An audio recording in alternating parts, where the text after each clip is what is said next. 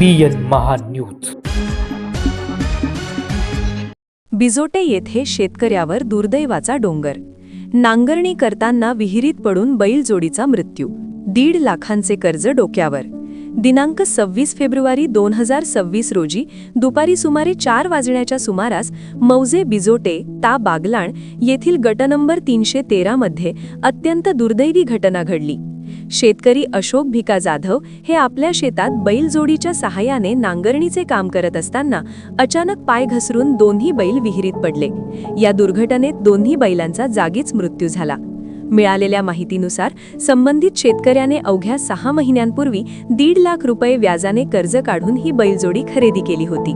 शेती कामासाठी हीच बैलजोडी त्यांचा मुख्य आधार होती.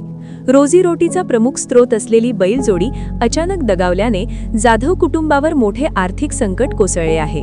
घटनेची माहिती मिळताच बिजोटे गावचे सरपंच पोपट संतोष जाधव यांनी तात्काळ महसूल अधिकारी व पशुवैद्यकीय अधिकाऱ्यांशी संपर्क साधला. संबंधित अधिकारी तातडीने घटनास्थळी दाखल झाले.